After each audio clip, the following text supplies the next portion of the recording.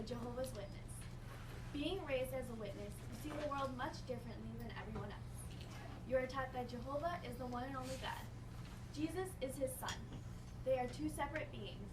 Jesus came to earth and sacrificed himself so that God could forgive our sins. He is our ransom. Jehovah's Witnesses go to the Kingdom Hall as opposed to a church. All the people who go to the Kingdom Hall are part of what they call a congregation. The organization is arranged in a hierarchy. At the very bottom is women and children of the congregation. Women have no authority. They cannot teach men. They cannot even speak at a podium in front of men, as I am doing right now. They are not to question any decision made by a man. That is slander. The next level is a ministerial servant. These men have small responsibilities within the congregation. They were responsible for some of the teaching also. The men who carry the most responsibility in the congregation is the body of elders. They were responsible for everything and everyone in the congregation. The next level is the traveling overseers. These men travel all over and make sure the elders in the congregations are completing all of their duties. And the final level is the governing body. These men claim to be our channel of communication with God. They are the ones who create all the rules within the religion. All the members of the governing body are going to heaven. All members of the church are required to partake in field service. This is when you go door to door to tell the world about the religion. This is the only time it is deemed appropriate to socialize with people outside of the religion. People outside of the religion are called worldly. They are taught that these people do not yet know the truth or decide to ignore God's message. Because of this, they can be used by the devil, Satan, to tempt the witnesses and pull them away from the truth. This is including avoiding unnecessary contact with the court of law, teachers, and people at school. Jehovah's Witnesses believe that the end is near and that Armageddon is coming. Armageddon is the final test of mankind. After Armageddon, the faithful will be resurrected and brought back from the dead to live on paradise earth. All the unfaithful and non-believers will be done away with. So growing up, I was taught that everyone I knew outside of the religion, including my father, was going to be killed in Armageddon. And I was going to live on paradise earth forever without my father. This was further incentive for me to avoid friendship with children at school. When a member of the church commits a serious sin and is not repentant, they are disfellowshipped. When a person is disfellowshipped, no one who is a member of the church can speak to them, not even a hello. A person can be disfellowshipped for a large range of unforgivable sins. One of them is slander. This is when you speak badly of the religion and its members. I could be disfellowshipped for giving this very speech. They are taught that someone who speaks badly about the religion and its members are demon-possessed and are dangerous to associate with. Within this religion, love is conditional. I interviewed 3 women for this speech. They wish to remain anonymous, so I will be using false names. All of these women were members of this religion and were oblivious to all the horrible things that were hidden within the religion. My goal is that by sharing their stories with you, you will see the danger that is woven within blindly following any religion, belief system, or person. Donna lives in Manitowoc, Wisconsin. I know her personally since I was a child. When Donna was a young woman, she was molested by a man in the Manitowoc congregation. She never told anyone because she knew nothing was going to be done. Later in life, Donna married a man within the organization. They were married 14 years. All of these years, he abused her emotionally and physically. She had gone to the elders many times for help. Every time she was told it was her fault and to be a better wife. She listened even though she knew in her heart it was wrong. One night, when he pushed her around, she called the police. He went to jail that night. The elders later talked to him about the incident. However, they never checked to see if her and their 4 children were okay. The elders were supposed to be her family. This is when she lost all respect for the organization. She was abused not only by her husband, but by the religion who turned blame on her. All of her family were Jehovah's Witnesses. The organization is all she knew. She did not want to disappoint them, her husband, or Jehovah all those years. If she did, they would no longer love her. In the end, we all can see the organization let her down. Donna was brave enough to think for herself. She told me, "Never allow the way you were brought up or the fear of disappointing your family cause you to compromise what you know is right thing in your heart, or cause you to stay in a situation where you feel unsafe and unacknowledged." They have since been divorced, but the abuse did not end there. She was disfellowshipped, losing all of her friends and family she had known her whole life. To make matters worse, her children were taught not to speak to her because she was evil.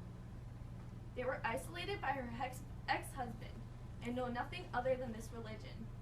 They are also terrified of disappointing her father and their God.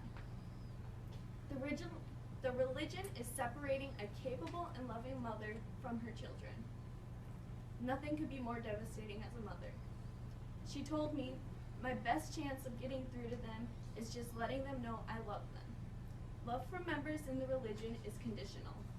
Donna knows that her unconditional love for her children will stand out to them when they can see past the isolated world their controlling father allows them to see.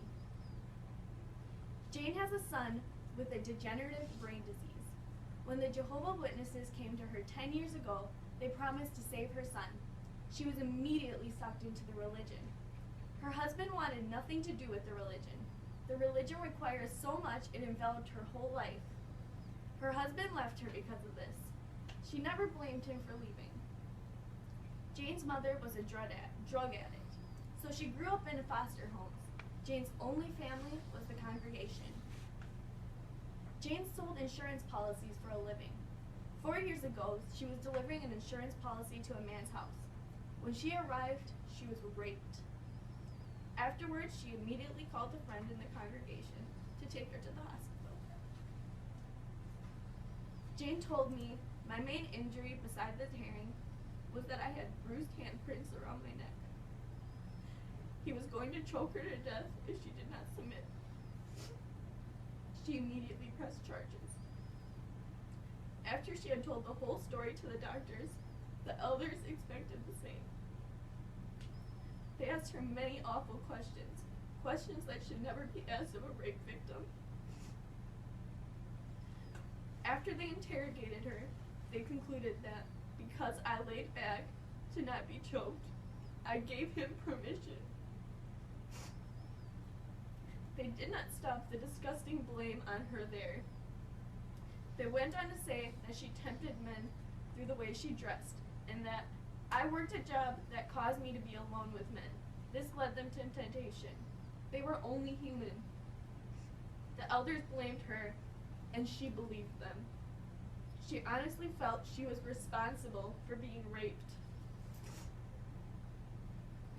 Jane could have been disfellowshipped for being raped. In order to be forgiven, she had to dress even more conservatively, quit her job, and drop the charges against her rapist. It took Jane years to realize how messed up what the congregation did to her was. Over the years, Jane had one friend who stood by her side through all her struggles.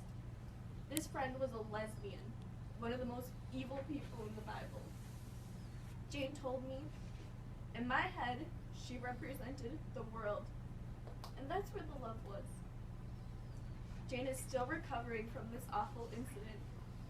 She wanted to share her story with me so that this awful event could do some good. Love is the only thing she needed to get through this, and she found that in the world. Jane knows the difference unconditional love makes in our lives. She told me, "I think the most beautiful thing in life is love, and if you're looking for it, this organization is not where you're going to find it." The third woman I interviewed was Trisha. Trisha lived a life without love. Her father was a kidnapper, a rapist, a child molester, a drug addict, an attempted murderer, and a ministerial servant within the congregation in very good standing. Her mother was a drug addict and exposed her children to many dangerous men. All of Trisha's family were Jehovah's Witnesses and hidden drug addicts. They even smuggled drugs across the borders of Mexico for many years. Both her mother's husbands and the man Trisha married abused her. She only married this man because her mother told her to. She always wanted to make her mother happy, but she never could, and it always ended with her being abused and betrayed. Trisha was a slave to her abusers, trapped in a religion and a family that lacked love. Trisha endured the unspeakable and went through more than I could possibly share with you. However, Trisha was able to sum up the danger that lies in this religion perfectly. She told me, "The biggest problem I have with this religion is that it allows people, like my parents, to use it as a front for their criminal activity and the terrible lives they lead. There really is no recourse or having to answer for all the bad they have done and the lives they have hurt. They honestly believe that just praying for forgiveness absolves them of their sins. They leave the victims to pick up the broken pieces themselves, often with no help and no support from anyone. Witnesses are taught to mistrust the world, so you are not trying to be a good witness. You don't go outside the witnesses for help. If you go to the congregation leaders looking for help, a lot of times what happens is that you are told that you are showing the proper forgiving spirit and you are not letting Jehovah take care of things. It is a broken system that blames the victim and takes all someone's own natural powers from them. It is a religion that preaches love and acceptance. But the reality is everything is conditional. Love and acceptance is only extended as long as members practice absolute obedience and question nothing, ever. This religion destroys lives, destroys families, and they do it largely unchecked. No one knows because they are really good at silencing the ones who leave. These women are the strongest people I have ever spoken to. These women have experienced more cruelty than I can fathom, yet remain kind and loving. They are living proof that you do not need religion to be moral. But also, being religious does not make you moral. After learning all this organization has hid from its members, I want no part of it. Needless to say, my mother and I are no longer Jehovah's Witnesses, and as a result, we have lost all of our friends and family within the organization. We were both told this was the one true religion, as did Donna, Jane, and Trisha. The majority of people in the religion believe it is the only way to save their lives in Armageddon and do not know the secrets that are being covered up. Learning all the cruelty and corruption that was hidden in this religion flipped our worlds upside down. Everything we devoted our lives to was nothing. We do not want any of you to experience the stress and confusion of losing everything. Unconditional love is what gave Donna, Jane, Trisha, and I the courage to share our stories. It is vital that you think for yourself so you are never blindly devoting your lives to a dangerous and awful cause.